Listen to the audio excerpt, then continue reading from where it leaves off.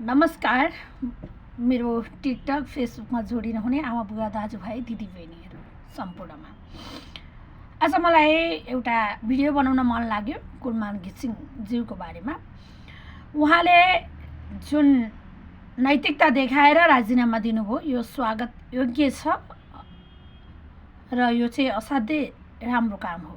आफूलाई कुनै लालछना लागिसकेपछि, आफूलाई कुनै पदमा बस्दाखेरि कुनै आरोप लागिसकेपछि उहाँले देखाउनु भएको नैतिकता त स्वागत योग्य छ, तर उहाँले भनेका कुराहरू चाहिँ स्वागत गर्न लायकको छैन। किन छैन भन्दाखेरि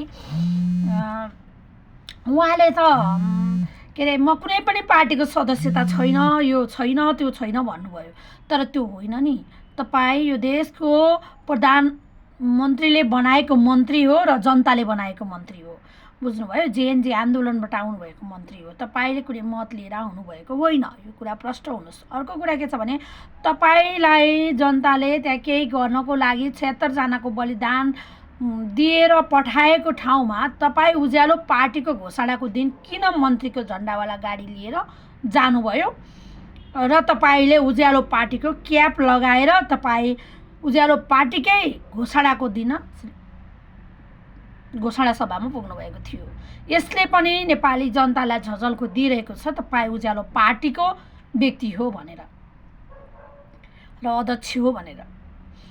होला भलै तपाईँहरूले अझ 3 जनाको सिग्नेचर गर्नु भएको छैन होला, तर तपाईँहरू 3 जना बसेर हामी एक भयौँ, अब हामी एक हुन्छौँ, हामी चाहिँ पार्टी प्रवेश गर्छौँ भनेर तपाईँ पार्टीभित्र चाहिँ गएर कुराकानी गर्नुभएको हो। किनभने राष्ट्रिय स्वतन्त्र पार्टीको रवि लामिछाने, त्यसपछि गएर वरिष्ठ नेता बालेन शाह र तपाईँ एकै ठाउँमा बसेर तपाईँहरूको वार्ता भएको कुराहरू हरेक मिडियाले लेखेका थिए र तपाईँहरूका फोटो सहित आएको थियो। के तपाईँहरू हामीले वार्ता गरेका छैनौँ भन्नुहोस्।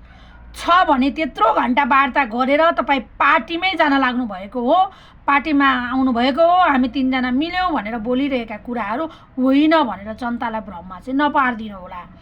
तपाईँलाई उज्यालोको राजा भनेर हामी सबैजनाले चिन्छौँ र तपाईँ त्यही स्थानमा बस्दिनु होला। तपाईँलाई सबैले उज्यालोको राजा कुलमान घिसिङ भन्छन्। जब बत्ती बल्छ तब कुलमान घिसिङलाई सम्झिन्छ, तर कुलमान घिसिङले आज मन्त्री बन्दै गर्दा बोलेका शब्दहरू चाहिँ हाम्रा लागि आपत्ति भयो। किनभने तपाईँहरू 2 जनासँग गएर सँगै बसेर वार्ता गरेर हामी एक भएर जान्छौँ भनेर उज्यालो पार्टीले यो भनेर भन्ने, पार्टीको घोषणा सभामा मन्त्रालयको गाडी लिएर पार्टीको उसमा जाने, काम उज्यालो नेपालको क्याप लाएर पार्टीको घोषणा सभामा बस्ने, अनि म पार्टीमा छैन, कुनै सदस्यता लिया छैन, म कुनै पार्टीको होइन र केही गरेको छैन भन्न मिल्दैन।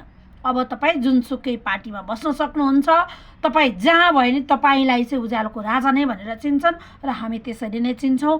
तपाईँलाई अनुरोध अपिल हो मेरो, यति चाहिँ गरिदिनु होला।